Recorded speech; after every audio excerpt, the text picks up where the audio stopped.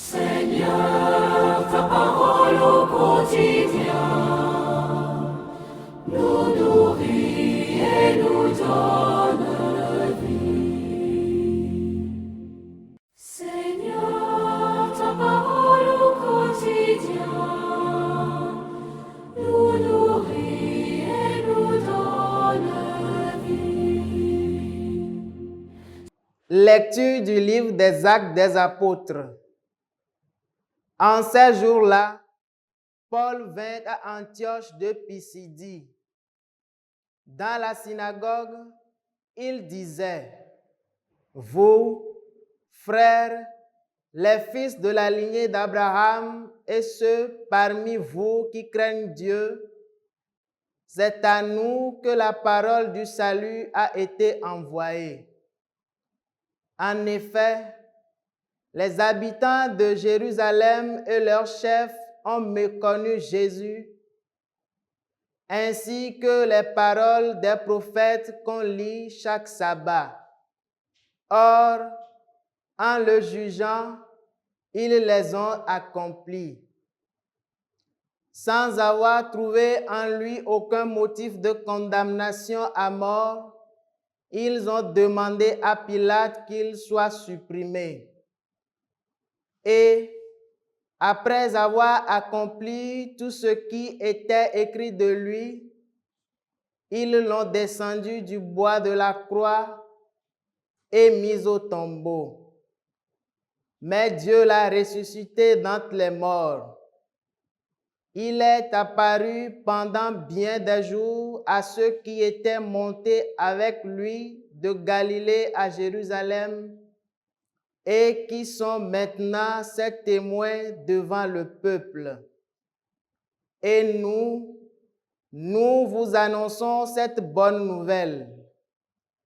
La promesse faite à nos pères, Dieu l'a pleinement accomplie pour nous, leurs enfants, en ressuscitant Jésus, comme il est écrit au psaume 2.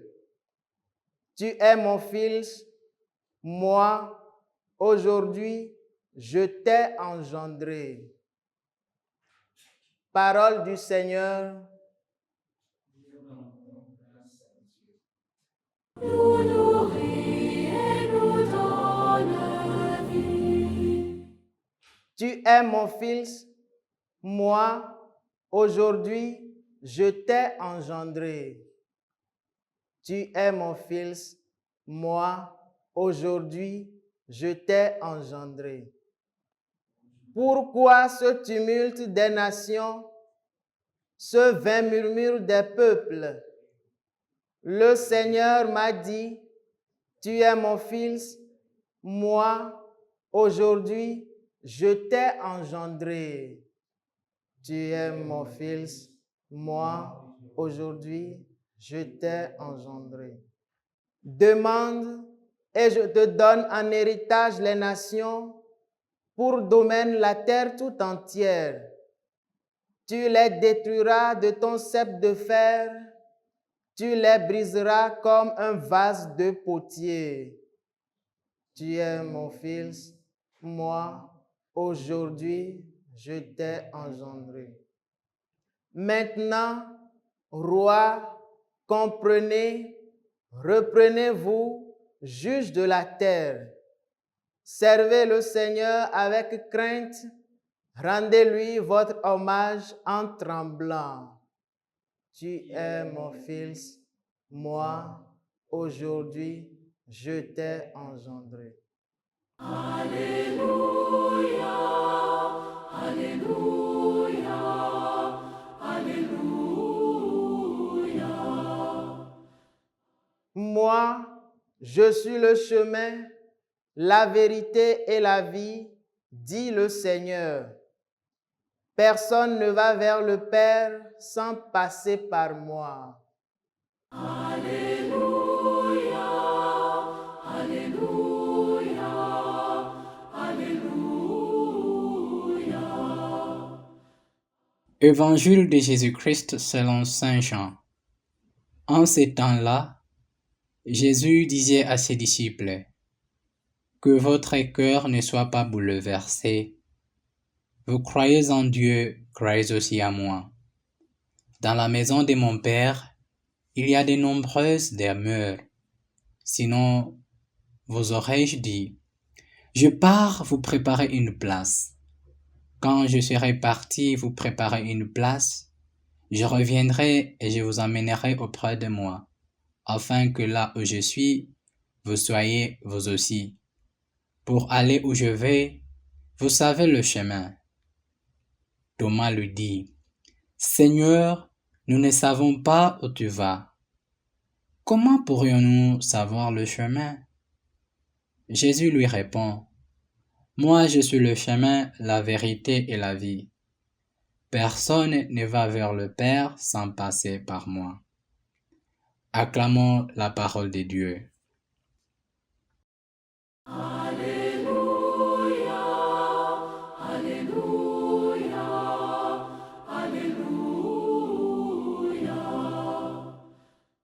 Chers frères et sœurs dans le Christ, après avoir annoncé la trahison de Judas et le reniement de Pierre, Jésus aborde maintenant le thème de sa séparation imminente avec les disciples dans l'évangile d'aujourd'hui.